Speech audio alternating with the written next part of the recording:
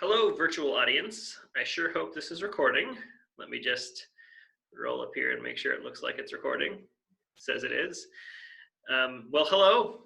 Welcome to the Intro to Teledermatology portion of this telemedicine elective. My name is Luke Johnson. I am an assistant professor of dermatology here at the University of Utah. I am specialty trained in pediatric dermatology, and I also see adults. I see about 70% children and 30% adults, and it's awesome. So if you are thinking about dermatology, great choice. Cool field. But one of the nice things about medicine is that there's cool stuff to do no matter who you are. I'm also a co-host of a podcast about dermatology. It's called Dermasphere. And if that sounds interesting to you, then, well, I'll talk more about it a little bit at the end. This is my first time giving a virtual lecture. I've had lectures before while I've been recorded, but I've always had some audience members there who can laugh at me or laugh with me or appreciate my cool socks, which today have baby Groot on them. So it's a little bit weird to be doing purely a recorded lecture. Seems somehow appropriate though, since this is about telemedicine.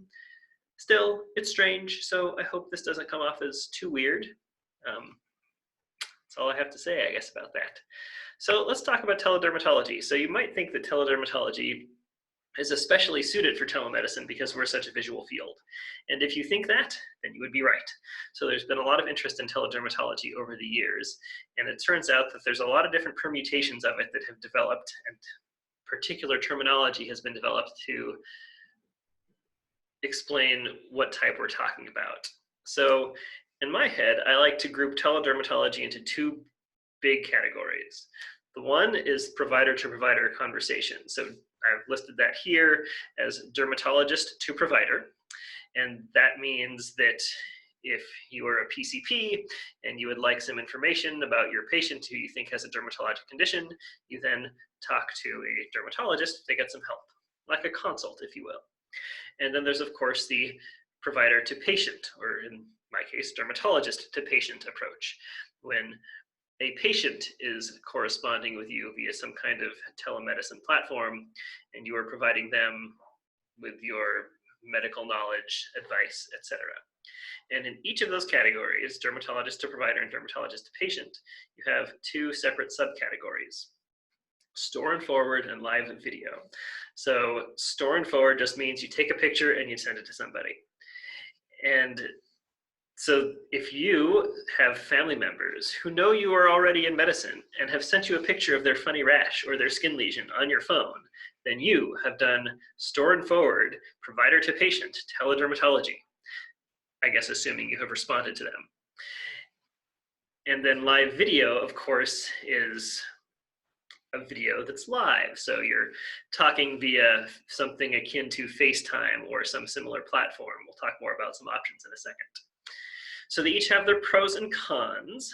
One of the benefits of store and forward techniques is that the images are often more high resolution. And one of the major potential advantages is that it's, quote, asynchronous. So somebody can take a picture and send it off to some secure storage base in the cloud, and then 10 hours later, when you wake up, you can open up your storage folder and you can look at all the photographs that were sent to you over the night, and you can fire off your opinions about them. Live video, of course, is live. Now, you would think there could be another option of store and forward video, sort of like what I'm doing right now, recording a video, and then somebody downloads it and looks at it later. And I suppose there might be a place for that in dermatology that you could imagine, but it hasn't really been done. So store and forward is basically just still photographs that you send off to somebody, and then there's live video. In addition, in all of those cases, there's a couple different factors to keep in mind. So one is that teledermatology can be used for both inpatients and outpatients. Dermatology is largely an outpatient specialty, but especially here in academia, we have a lot of inpatients who require consultation with a dermatologist. So you can do that both through store and forward and through live video. And most of those would be a dermatologist to the treatment team taking care of them. Probably the patient would not call us from his or her inpatient hospital room and request some teledermatology. And then especially for outpatients, again, which is most of our patients, patients can either be at home doing this on their own, which is the case for the majority of patients in the current coronavirus era, or they can be at an outside clinic that has an assistant. So when I was in residency, we would do teledermatology with the prison system, for example. And the prison had a little clinic room where there was an MA or a nurse who would help the patient by, bringing them in, and then have the little camera that they would pan across the patient's surface at our request and show us things. And they could also do other physical exam maneuvers, and they could look up medical records easily and so on. So you can obviously imagine the pros and cons of that. The at-home is significantly more convenient and might have some other advantages that are related to some telemedicine in general versus going to an outside clinic. But if the patient lives 5 hours away on a Navajo reservation and there's a telemedicine clinic they can go to right there versus driving 5 hours to your clinic, there's obvious trade-offs associated with that. Also, of course, if you're an outside clinic with an assistant, that assistant has to be trained, has to be paid, and so on. So all of this can fall into all of those categories. And of course, we'll talk more about the pros and cons of teledermatology a little bit later. I guess that's the majority of what this lecture is about. So I did a lot of Google image search for this lecture, which has been helpful, I hope, in driving home the point. Somebody once told me that each of your PowerPoint slides should have words and pictures so that your audience can use both sides of their brain to try to remember things. This one has mostly pictures, whatever. I included some pictures because I thought that would be helpful. So this is an example of what things might look like if you did a live video visit, which is the majority of the teledermatology that we're doing in the coronavirus era. This particular platform that's shown here is through this service called Doxy.me, which I'll admit that I use most frequently, but there's lots of others out there, which I've listed here. Doximity, Zoom, InTouch Health, and Epic has their own live video options. And there's others too. None of them have achieved status as the preeminent teledermatology software program.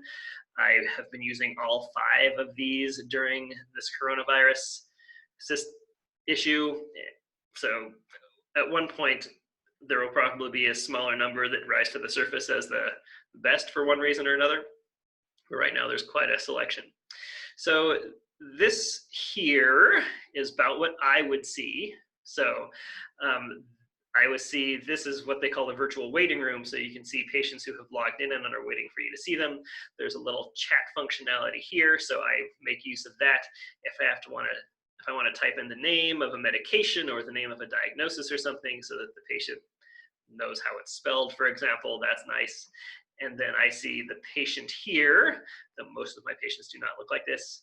And then my little video is shown here so that I can properly be distracted by it and keep looking to see what I look like as opposed to actually paying attention to the patient. And from the patient's standpoint, this is what they see. So it's very similar, but it's reverse. It doesn't have the virtual waiting room, of course. But they see mostly me, which is of questionable value. So this is a live video approach to teledermatology, which again is mostly what we've been doing lately. So here's an example of what a clinic might look like if it were teledermatology performed again via live video, but this time at a special telemedicine clinic where you have an assistant, which is this person here, who is doing stuff that you find helpful for your patient visit, especially physical exam stuff. So you can see that she's got this special camera. This one's got a magnifier in it, which is called the dermatoscope. We'll talk a little bit more about those later. So you can say, oh, that mole on this patient's cheek looks a little bit funny. Can you focus on that? Can you put the dermatoscope on that? Or I can't quite see that spot. Move the camera this way. Can you have them take off their shirt? Can you shine a light on it from the other side? That kind of thing. And then this setup is all connected to various computers and so on. So presumably this here is the dermatologist on the other end. Here is an example of somebody doing store and forward teledermatology. So here is our patient. And here is somebody taking a picture of their skin lesion.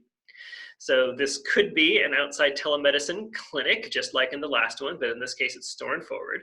This could be the patient's PCP here who says, that looks a little bit funny. I'll take a picture of it. I'll send it to one of my dermatology colleagues to get their take on it. In the past, that kind of stuff has been informal curbside sort of approaches, but there's effort toward making it more formalized and making this a true teledermatology consultation service where we can look at these photographs sometime later on and offer our opinions about it. Here is somebody who I believe is supposed to be doing a live video conversation because look, she's got a headset and there's a camera pointed at her and stuff, but then like, what is she looking at? This looks more like a photograph than a video, and what is she going to do with this ruler? This isn't the size it is in real life, and what is she going to do with these instruments? The patient isn't there. So I thought this picture was a little bit funny that I pulled off of Google again because it illustrates some of the shortcomings of teledermatology that we'll talk about in a second. And then this here illustrates some of the benefits of teledermatology. So when you have a teledermatology visit like this lady presumably does, then you don't have to drive to clinic, so you have more time, so you can spend that time doing your hair, putting on makeup, getting yourself a nice cup of coffee, putting on a nice sweater, cleaning up your kitchen so all the counters are clear except for the tulips that you picked this morning.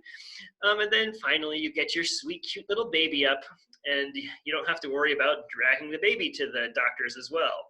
And maybe you have more children, so you don't have to worry about finding somebody to take care of them, and you don't have to worry about taking them to clinic and watching them run all around and spread coronavirus all over the place. So even though there's something amusing about this marketing photograph, if you look closely, I think if you think about it, it can illustrate some of the benefits. So we'll talk a little bit more about those. So teledermatology in general. So some of the benefits, or pros versus cons, or I've listed here as benefits versus challenges. So triage, teletriage, as they say, is kind of a nice role for teledermatology. So for example, in that slide earlier where somebody was taking a picture of that mole on the patient's arm, if they send it to me, I can say, that looks totally fine, I have no problems with it, just watch it, and that's a benefit. Or I could say, I don't like that, they should come in for a biopsy. Either way, that seems to be a particular benefit of teledermatology. There's been a number of studies on teledermatology, and they do show that a provider-to-provider conversation like that does change management. So if you're a PCP and you send a picture of the patient's mole to a dermatologist, and the dermatologist recommends something, the PCP is more likely to do something different than they would have done had they not sent that information to a dermatologist.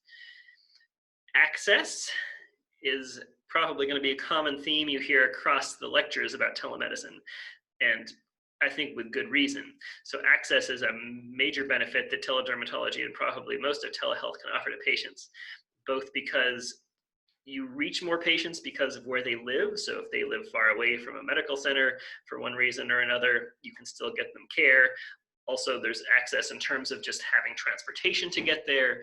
There's access in terms of the financial considerations that people might have to pay to get to your clinic and go in there rather than just staying in wherever they are. So access is a major issue and a major benefit that all of telemedicine can provide. In a lot of cases, it's more convenient for patients to do teledermatology rather than to come into your clinic.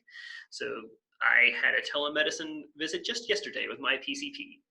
And I didn't know it was going to be a telemedicine visit until they called me that morning. So the day before, I thought to myself, okay, my appointment's at 2:40, so I want to leave at around 2 o'clock maybe so I can get there on time.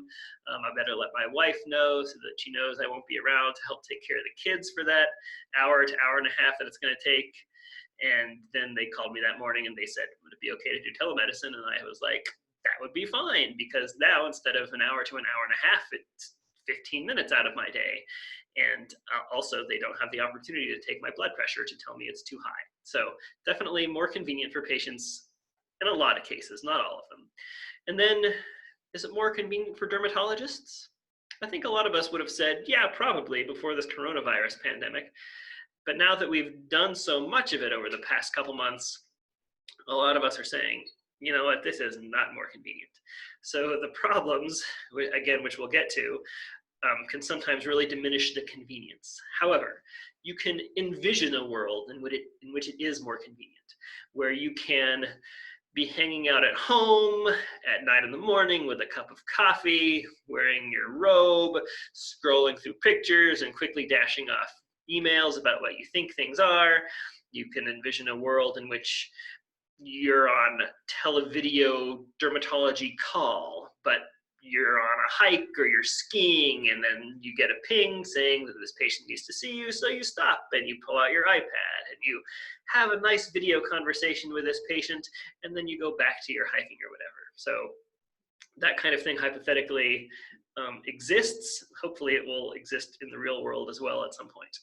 And then this image here is from a health insurance company that is trying to convince companies who might want to use their health insurance that telemedicine is a good idea, and they make some of the same claims as well as this millennial demand thing, which is interesting.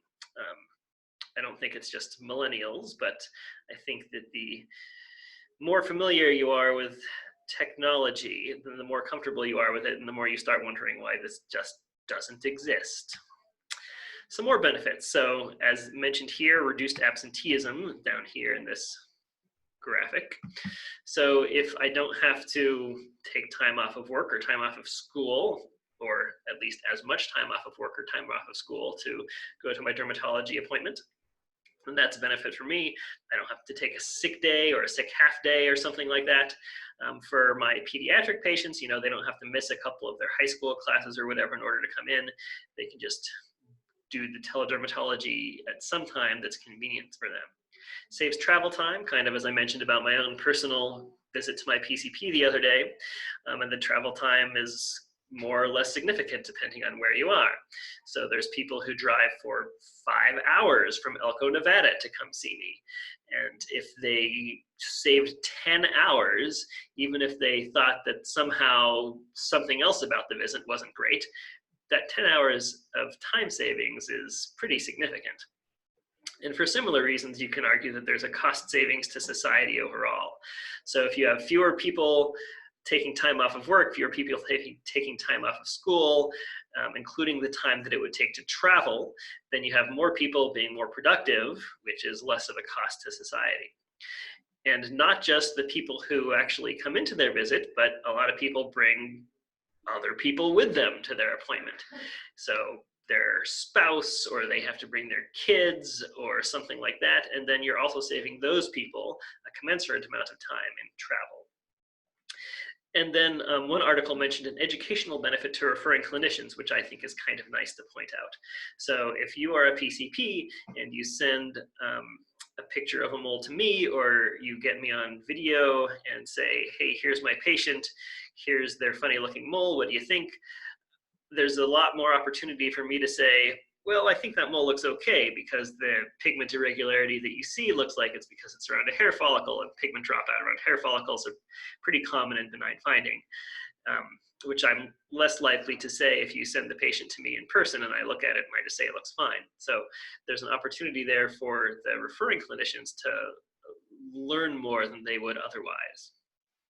This image here is again from another random health insurance company that I found on Google, and they point out how much less expensive it is to have a telemedicine visit, I guess they're called RelyMD, versus a visit to the PCP and then urgent care and then the emergency room. So keeping people out of the emergency room is a major cost savings, and I'll talk a little bit more about that in a sec. So as I said, there's been a number of studies about teledermatology, and I just want to hit on a couple of them that have come out real recently that I thought just especially interesting. So this one, just from real recently, involved 41 dermatology inpatient consults. And they had some dermatologists come and see those people in person, and then they had other dermatologists who did a store and forward teledermatology consult. So remember, store and forward is the primary team, took some photographs, and then sent them to the dermatology consultant. And of course, the dermatology consultant also had access to the person's medical records and stuff from the hospital stay, so they were able to access laboratory data and history and whatever else they needed. And what they basically found was there was a lot of agreement between the in-person consultants and the teledermatology consultants. So they refer to concordance, which is basically how often the two different sorts of consultants came to the same conclusion. And then they use this statistic called the kappa statistic, which measures the degree of concordance, with 1.0 meaning the two people agreed sort of 100% one way or another. And so 0.6 and above is pretty decent in general. So people often agreed about the differential diagnosis. They agreed most of the time about laboratory workup. They agreed basically all the time about imaging decisions. You might not think that dermatology requires a lot of imaging, and you would be right, but it does sometimes. Biopsy decisions, they didn't agree as often as I would have expected, 0.43, but they still agreed fairly often. Treatment, so this is a real nice one. So there was about complete agreement in terms of what to do in terms of treatment. But there was zero agreement in terms of follow-up planning, which seems a little bit odd. I will admit that dermatologists are not used to think about follow-up planning aside from, I guess come see me in 3 months. So I'm not quite sure if follow-up in 2 months versus follow-up in 3 months counted as non-agreement or not, but a little bit of an oddity there. What I find especially interesting about this paper is that even though even though most people agreed on the differential diagnosis, there was a lot less agreement on whether or not you should biopsy because of that differential diagnosis. So you start wondering if that represents just provider to provider difference rather than a difference created because of the teledermatology, especially since treatment tends to be the same. So this other article that I want to discuss is kind of a review about teledermatology just from last month, where they talked about clinical effectiveness and cost effectiveness. I want to focus here on the cost effectiveness. The clinical effectiveness has been sort of like this study says, this is fairly representative of how the effectiveness tends to be represented in the literature in inpatients, outpatients, store and forward video, and so on. It tends to seem to be a pretty clinically effective tool, at least according to the studies that have looked into it. So according to this study here, again, which is a review, so teletriage, which we mentioned before, so there's a nice potential cost savings here. So if you are PCP, for example, and you send me that picture of a mole, that might cost $10 to $80, and so I'm sorry, this is supposed to say $10 to $80 less than an in-person visit versus, sending them to me for me to formally evaluate them in my clinic. So in this 2018 study, store and forward teletriage saved about 4,500 visits, which ended up saving about $12,400 per year. That was in Spain, so you can certainly argue that it's not generalizable to other countries. So teledermatology offers potentially more timely care, so people able to people able to get dermatologic care earlier than they would without teledermatology being available. So as there was this study from a couple of years ago about, again, store and forward, so taking pictures and sending them off, for about an underserved population in Philadelphia. So this was an urban population that reduced in-person dermatology visits by 27% and emergency room visits by 3.3%, which is a small percent. But remember how wide the gap is between an in-person visit and an emergency room visit. An emergency room visit can cost thousands of dollars. So because of reduced visits, there was an overall savings of $10 to $50 per consult. And then in terms of societal costs, like we discussed before with the travel time, the absenteeism, and so on, there have been some studies looking at that have shown favorable results in Spain, New Zealand, and in our VA system in this country. However, there have also been some studies that haven't been quite as favorable. So there are some studies that say it's more expensive per consult, for example, in the Netherlands, especially for patients who live nearby the clinic where they would otherwise receive care. However, in that study, they showed that people who lived a long ways away, you swung the needle in the other direction. So basically, depending on how far away you lived, you were more or less likely to cost the system more money. So if you were far away, it cost the system less money to have you do a teledermatology visit.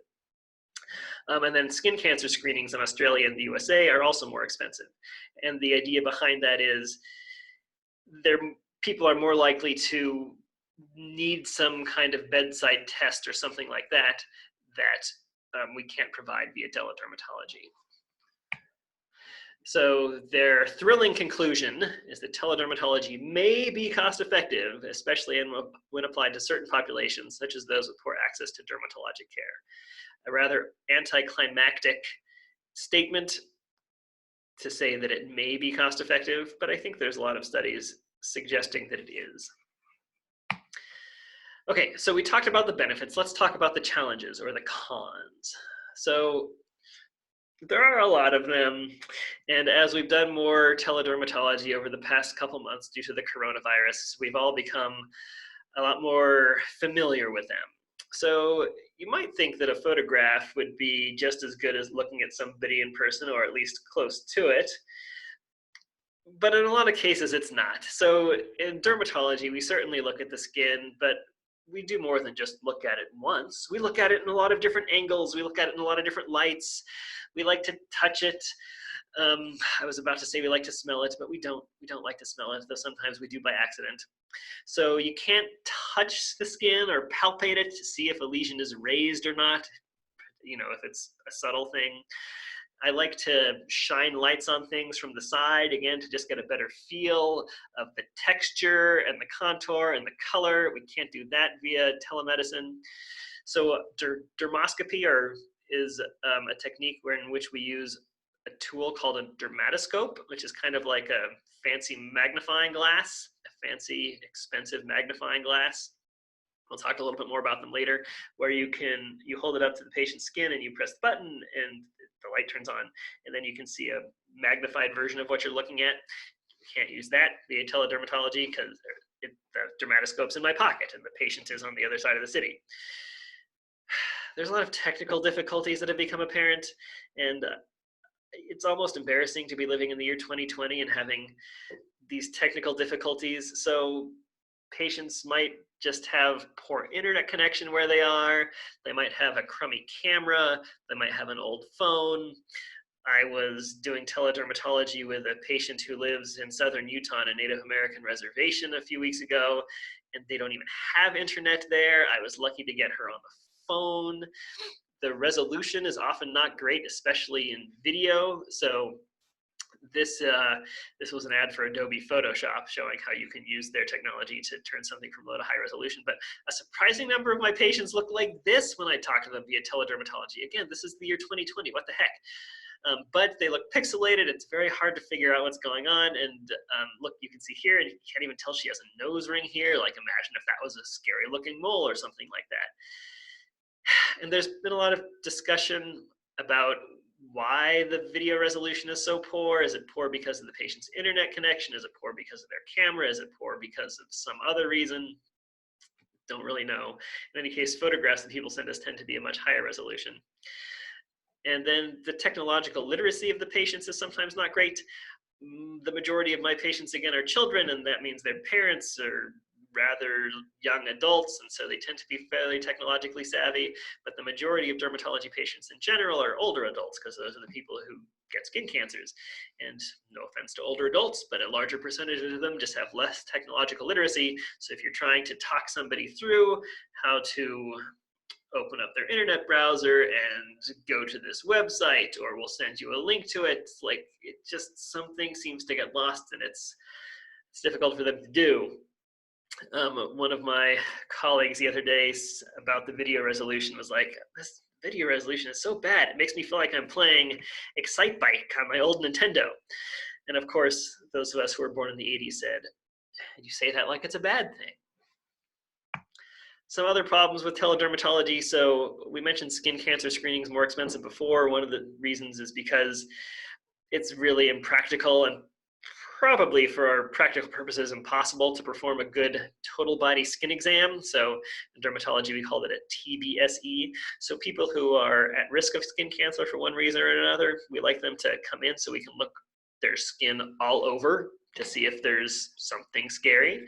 So this person, for example, has a bunch of moles. If this was teledermatology, this would be really challenging, and you'd probably just have to say, I got to bring you in person so I can look closely at them, so I can use my dermatoscope, try to see which one the problem is, and then maybe biopsy one or two just to make sure those aren't problems as well.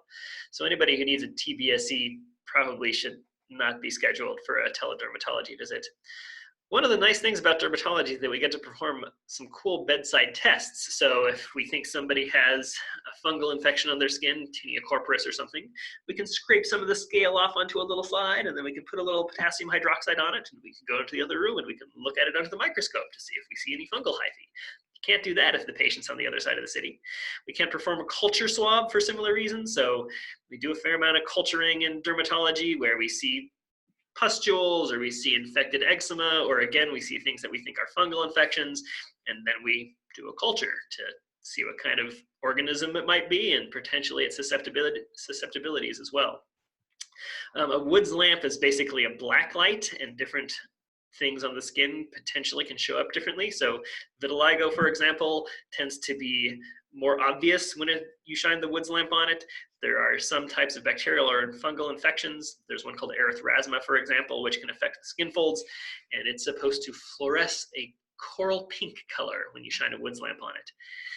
Anyway, you can't do that. And we can't do procedures, most importantly, biopsies and cryotherapy. So if you've ever had a wart, you may have had it frozen. Can't do that via teledermatology. And we, of course, can't do biopsies, excisions, removals on people's skin through teledermatology. So those are some significant limitations. Another limitation that's not unique to dermatology is liability.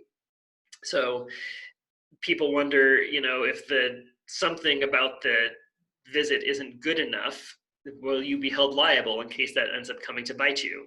Especially if whatever it is recorded for all time. So for example, let's take this patient in this photograph here. Let's say one of these moles ended up being a melanoma, but you evaluated them and you didn't have any concerns. And then 3 years later, their lawyer calls you and says, well, look at this photograph that's still in the medical system. It's this mole right here. You saw it and you told them it was fine. What's the liability there? It's a question.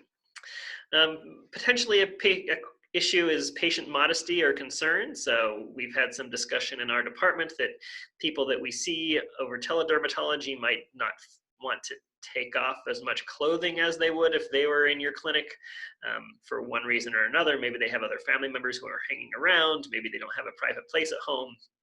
Or maybe they just feel more modest. Maybe they're worried that whatever it is being recorded. It's potentially a problem. So lack of incidental findings is another one. So this might not sound too bad, but if it's an incidental finding, maybe it's not a big deal. But every dermatologist has these stories about, a patient came in for something else, and then I saw this weird looking mole, and I was like, whoa, we better biopsy it. And it turned out to be a melanoma. So if a patient is seeing you for acne via teledermatology, and you're just seeing their face and maybe their chest and back, there's no way for you to see the funny mole on their calf, especially if they don't bring it up. And then we've had some questions, again, not unique to dermatology, about whether or not this whole telemedicine issue diminishes the human side of medicine. So in the telemedicine appointment I had with my PCP yesterday, and I will say in the telemedicine appointments I've had with my patients, there's something that feels more businesslike about it. More like, all right, we're here, we're going to take care of a problem, we're going to say goodbye, rather than the more touchy-feely, here we are, we're true humans, we're working together on a shared problem. There might be something there. So we talked a little bit about dermatoscopes. Here are some photographs. So this is what my dermatoscope looks like. It's kind of a cheapo model, but it works just fine. You can get fancier ones, you can get bigger ones, and then you put them against people's skin, and then what looked like this suddenly looks like this, and what looks like this suddenly looks like this. You don't really need the dermatoscope to see that this is the bad one, but still, you can see that there's very distinct differences between these two. And dermoscopy is a big deal in modern dermatology, and there's lots of papers published about it. So this one, for example, different clues to help you differentiate different types of skin lesions from each other on dermoscopy. So not being able to use the dermatoscope in teledermatology is kind of a major hit. I use my dermatoscope in most patient visits. But perhaps that will be solved by teledermoscopy. So there's lots of different potential approaches for this. So you can get specific teledermatology instruments. So a little bit like the photograph from earlier in the lecture, if a patient goes to a particular telemedicine clinic, they might have one of these, and then you can see a super close-up of their mole on your end where you are. There are dermatoscope attachments that you can get for your smartphone. So, I mean, hypothetically, a patient could get this and could, put it on their phone during your telemedicine visit and then show you their moles. I wouldn't expect that to happen, though there are probably a few particularly dedicated patients who would do that. But you can imagine, like, if you're a PCP, getting something like that. And since it's just hooked right up to your phone instead of, one of these things, then it's a lot easier for you to take a photograph through your phone or do it via live video if you've got a dermatologist that you're consulting with. And then they also make the same kind of thing just as an attachment for a big old camera. This is the kind of thing that's used by people who are in the research world and want to take pictures and publish studies like this one. But still, you could use it for store and forward teledermatology as well with a dermatoscope image. So the elephant in the room, as probably has been discussed in other lectures in this class, is reimbursement. So in the coronavirus era, it seems like there's a real push toward covering teledermatology, and by covering it, I mean insurers will pay you to do it. But before the coronavirus, it was pretty patchy, and then after the coronavirus, assuming there is an after the coronavirus, it's likely to be patchy and unreliable again. So there's a number of issues regarding reimbursement. So you guys probably have heard the term reimbursement before, but the further you go in medicine, the more often it comes up. And it basically says, we're not here to do volunteer work. Yes, we're dedicating our lives to making our patients better. That's why we became physicians. But we should be paid for it. And of course, just from a human nature standpoint, if something isn't incentivized, then it's just not going to happen. So if teledermatology was purely a volunteer approach, there wouldn't be a lot of people doing it. So we feel that we should get paid for it. And I think that feeling is justified. And there's a lot of issues surrounding it. So one of the issues that's maybe particular to teledermatology is that some insurers will cover live video visits, but not store and forward visits, while some of them cover store and forward visits. Some of them don't cover telemedicine at all. And then there's this business of payment parity, which means, does your teledermatology visit reimburse you as much as seeing the patient in clinic would? And the argument from the physician standpoint is, look at Dr. Johnson's lecture that he just gave to the medical students. Look at all those benefits of teledermatology. Of course it should reimburse at least as much as seeing the patient in person in your clinic. And the argument from the insurer's end is, well, if Dr. Johnson is hanging out at home and seeing his patients through telemedicine, then you guys aren't paying the overhead of having an MA, of having to pay office space rent, of needing all the equipment. So why should we reimburse you the same amount? You can kind of see both sides. But that issue of whether or not a telemedicine visit pays you the same amount as seeing the patient in person is known as payment parity. And again, this is something that varies by insurer and can potentially vary within the same insurer in different plans. It could potentially vary among the same plan as time goes by. So it's a huge mess, and I'm glad I don't have to think too much about it. Sometimes the reimbursement also depends on the patient location. Is the patient at a special teledermatology clinic, or are they at home? So in a number of insurers, again, before the coronavirus age, they wouldn't reimburse you if the patient was at home. They had to go to a clinic to do it, either their PCP or a special telemedicine clinic or whatever. Though these days, again, because of the coronavirus, a lot of them are allowing people to do it from home. What if the patient's in a different state? Do you need to be licensed in their state? In some states, yes. In some states, no. In some cases, it depends on the insurance. In some cases, it depends on where the patient is physically located right now. So they could potentially drive across the border to Utah and then call you on their phone rather than just staying at home in Evanston. And then a different country, that's just a big question mark. I mean, if I can see people from Wyoming, why can't I see people from Denmark or Australia or something? But currently the payment system is not set up to cover anything like that. But you can kind of see the advantage, especially for things like store and forward, and potentially things that are urgencies but not emergencies. So for example, in radiology, they have this Nighthawk service where there's people in Australia who read radiographs when it's daytime there but nighttime here, so that our radiologists can sleep and their radiologists are up and at them anyway, and then vice versa. And you can see the benefits of that, sort of this global collaboration that could be going on. Okay, we're coming to the end here. So these are my opinions, and let me scroll this out of the way. So there I am, picture me, so you can recall that these are my opinions. So my opinion is that the main benefit of teledermatology to medicine and to society is one of access. I feel like I emphasized that properly before. And then telemedicine is something patients want, and that includes, I think, almost all types of telemedicine, including teledermatology. And this gets back a little bit to the demand, the millennial demand that was mentioned in the one graphic. People want this to happen.